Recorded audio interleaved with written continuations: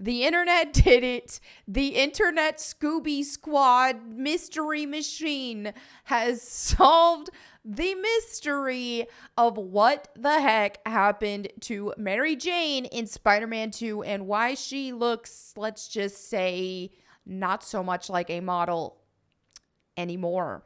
All right, so let's dive into the video. First, I pulled this up on Twitter. First, I just wanted to show you guys this. My parents' cow had a baby last night. Daisy and Peach.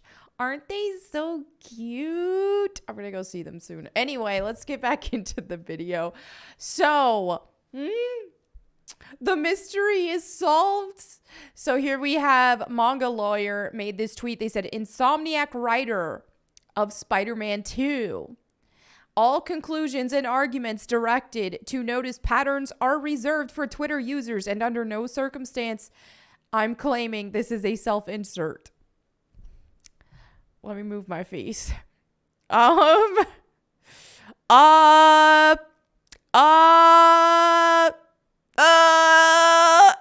my, what? You know,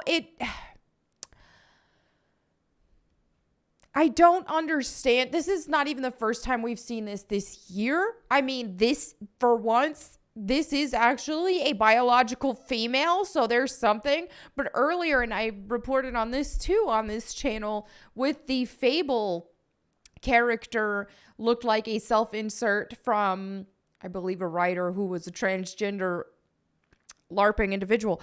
So, this has happened before. I don't know how a writer, I don't know how that makes sense, how a writer and not an artist himself is going to sneak in a little self-insert, but come on. This is pretty dadgum conclusive, is it not? Is it not? I mean, if you're really going to compare, okay, so this is the actual model, face model of Mary Jane for the game. Does she look anything like that? No. I mean, she doesn't look like that. She doesn't. It's not the same face. I'm trying to even see. The nose is somewhat similar. Somewhat, maybe. Face shape, different. Eyes, different. Bone structure, different. Albeit somewhat similar, I will say, but not really. Why? All right, so there's the mystery here. I don't understand why it is from a writer, though. Okay? Oh, someone said that that black cat from the first one was a self-insert. I'm not aware of that. Someone else said, I thought it was this one. Not seeing it as much. They're similar. I mean, I don't even know. I don't know. Some people are saying that. We've seen this happen with different things. We've got I'm Not Starfire. Starfire's daughter, just a complete self-insert there. Now, on my last video yesterday, I talked about inclusion in gaming and in movies and things like that, and how it's actually, this whole representation thing is excluding people, because when you have a character that is an idealization, then you have a lot of people who are going to include themselves in the whole either admiration of the character or, hey, I wish I was like her type thing, right? And so when you have this just pure representation based thing, and it's like, oh, we have to imitate,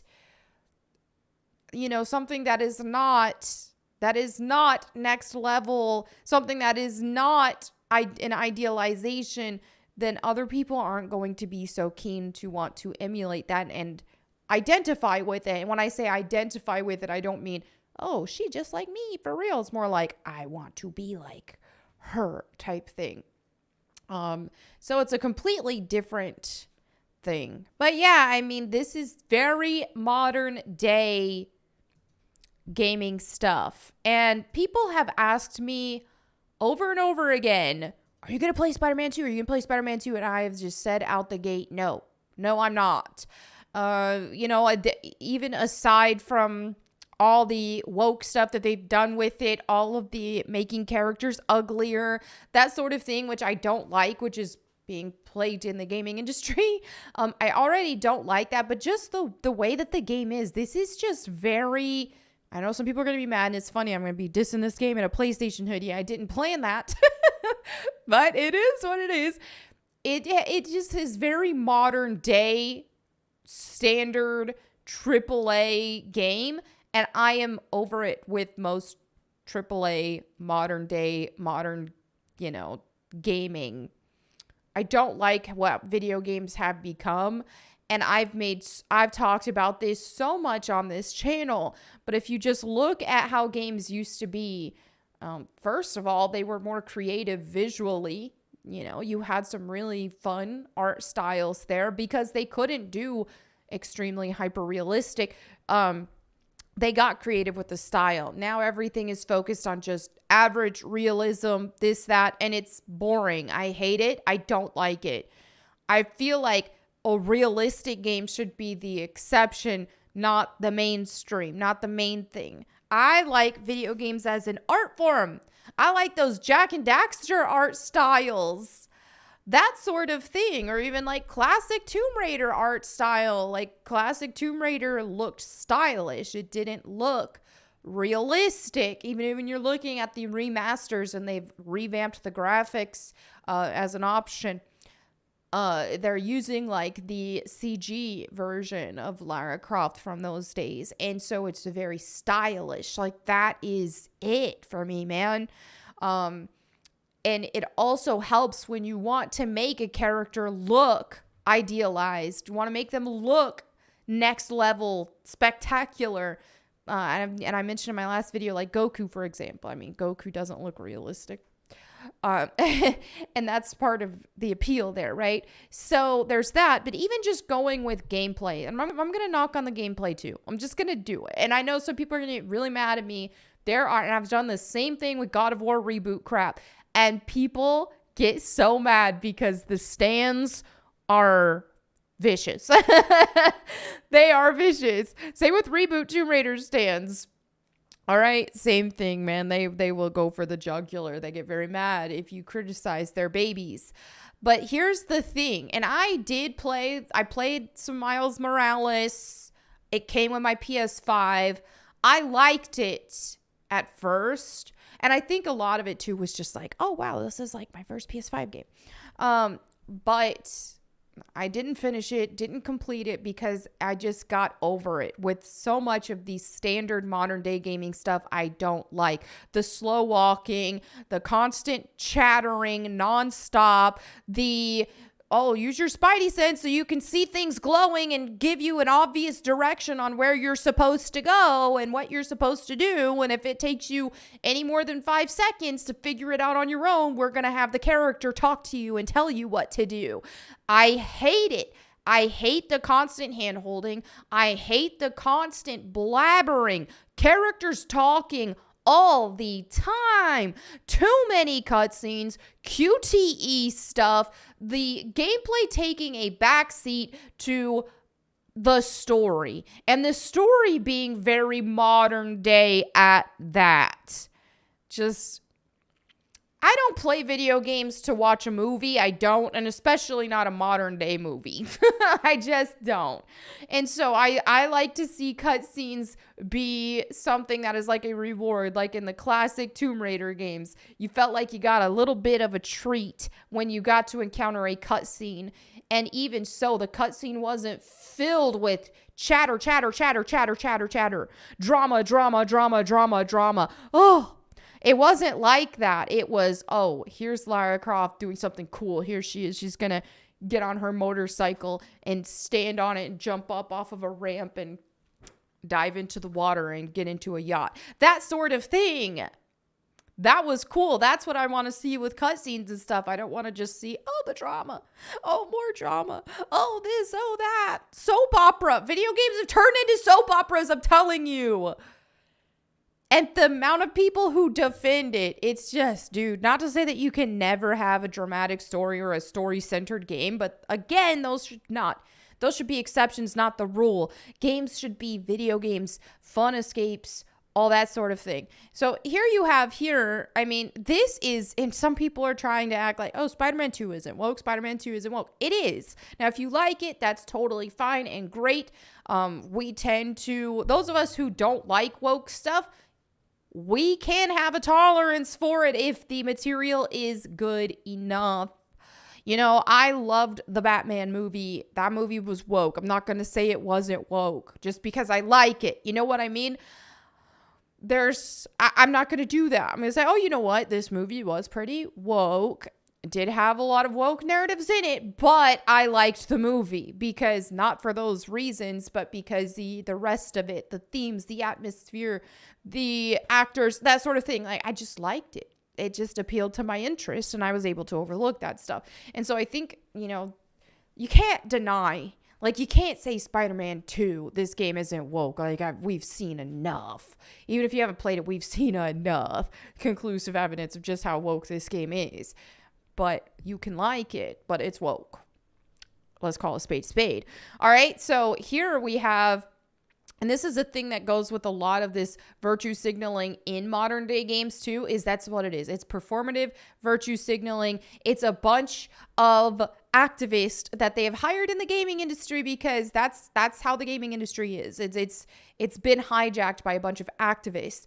And if you are not a part of that, if you do not follow suit, if you do not share their activism and their beliefs on this, that, and the other, you are ostracized. I got canceled from the gaming industry as somebody who has been in the gaming industry, has worked with companies in the gaming industry for over a decade. I got canceled out of it, pushed out of it, and so much to where my friends who did stick around and didn't cancel me have to pretend like they're not my friends, and they only want to be my friends in secret because they don't want to get kicked out. That is the gaming industry for you. So yes, that is who has taken over, because I'll tell you, when I first started getting into the gaming industry back in like 2010, it was not like this. And granted, it wasn't like, it still was predominantly run by people who were more on the liberal side and things of that nature. Because I did get like, you know, for being a Christian, I did have a bunch of people gossiping about me, talking bad about me, or saying like, you'll never make it in this industry as a Christian, that type of thing. I did hear that even back then, but it has gotten monumentally worse. Now it's just like, if you are an open Christian, and if you are against, you know, if you're a Bible believing Christian especially, and so you do not support the LGBT stuff, that sort of thing, oh my gosh, you can kiss your career goodbye. I get emails from people from gaming companies, oh, I'm a Christian, I just can't vocalize it, this and that, which I think that the way to course correct this sort of thing is to be more vocal about this stuff. I do think that is cowardly, but hey, I mean, they're trying to pay their bills. It is what it is. I'm not going to go after those people. But anyway, so you got a bunch of these activists who care more about self-inserts, who care more about, oh, let's throw our activism in this game. Let's make sure the characters are uglier. We don't want conventionally attractive characters, especially women, because they want to act like that's objectification. But okay, let's make everything, let's make people's personalities entirely about their sexuality, though. This is what makes no sense to me, is they want to speak out against objectification, which it's just like, sure, I don't want to play a game where the whole point of the character is just their sexuality, even if it was straight. I don't. That's boring. That's just, it's dumb. Like, I don't need that. But if you have a character who is conventionally attractive or curvy, stylized, idealized, that's not objectification. That's retarded. To me, objectification is going on and on about a character's sexuality, which we are seeing constantly. Okay, Black Cat's allowed to be attractive in this game as opposed to Mary Jane, who's not, because Black Cat is bisexual. So they make exceptions sometimes. That's and so, okay, let's make a big deal out of their sexuality. Let's do all these LGBT dialogues and characters and stuff like that because, we really need to obsess about who's sleeping with who in these video games or what they're attracted to. And it's just, to me, isn't that far more sexually objectifying, obsessing about a character's sexuality to the point where you've got flags representing it? Do you really need a flag to talk about? I'm not going to get myself deplatformed right now. I'm not getting myself demonetized, but just saying, you need a whole flag for that. You need a whole flag to talk about what you do in the bedroom. Really? I don't get it. This has just reached insane levels. So anyway, yeah, long story short with what we're seeing here, in Saudi Arabia, there's a version of the game that removed all this stuff. Remove the flags, remove the LGBT content, all that stuff, right? I'm sure it's a better version of the game because it actually focuses on being you're not distracting from the main point of the game. Why? It's yeah. I mean, oh my gosh. You could not pay me to play this game. You couldn't. So anyway, I don't know. That's where I'm at right now. Self-insert. The gaming industry is this is what's going to happen is the gaming industry is going to have to crash and burn. And then the actual nerds who have been there since day one, they're going to have to stand there and try to clean it all up. Just like what's happening with Marvel, DC, all that sort of thing.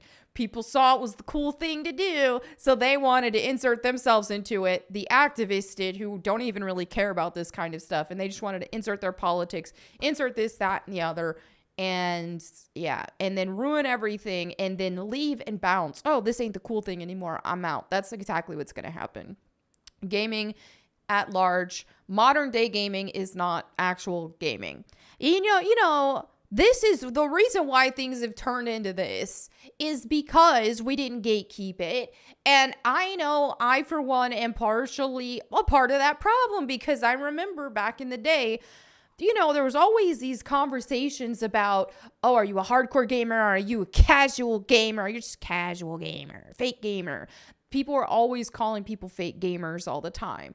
Oh, this person's a fake gamer because they like mobile games. This person's a fake gamer because they only play Harvest Moon and Animal Crossing, that sort of thing. And I remember just thinking, why can't they just be a gamer too? Okay, they might not be hardcore or whatever, but they're a gamer too. Come on, stop with this. And I would get so irritated with the gatekeeping and stuff. Oh, if they say they're a gamer, they're a gamer. That's all I need to hear.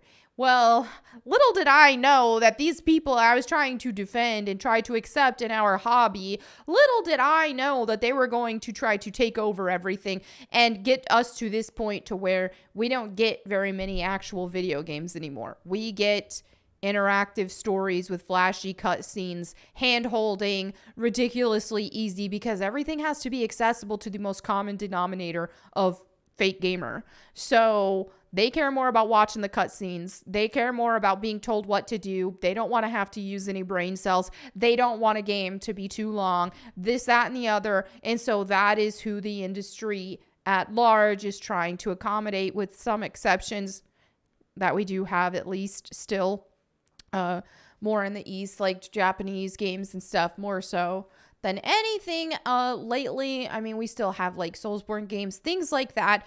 Remnant 2, I'm loving that. I've been playing that with my brothers. The boss fight's phenomenal. I love that the game doesn't hold your hand, that sort of stuff, even though it does fall victim in terms of the story. the annoying writing, all that, which I'm getting on a tangent here, but it does fall victim to some modern day tropes with gaming that I think is stupid. But the gameplay, it's good. All right, so anyway, if you got buddies to play with, like I play with my brothers, and man, we're playing on nightmare difficulty, and some of these bosses we are retrying over and over and over and over, and then we're figuring out the patterns. We're like dodging the things, and finally when you beat the boss, it's like, yes, I did it. I love that feeling. Like that's what being a gamer is about to me. Is it's like trial and error. Oh, try again, overcome, adapt. That is what being a gamer is to me. Not just, oh, let me walk in and not have to use a brain cell this entire time and listen to characters blabber and talk and watch cutscenes all day and push QTE buttons. That is not being a gamer to me. All right, so anyway, there you have it for today's video. Let me know what you think in the comments below. Thank you so much for hanging out with me. Don't forget to read your Bible today. And if you want to hear me read the Bible to you, you can do so on my channel, my new channel, Bible Time with Melanie Mack. We're getting through it. We're in the middle of 1 Samuel right now at the time of me making this. Anyway, yeah, I'll have a link in the description and on the end card for that. Thank you again. I'll see you next time. And in the meantime, go boom.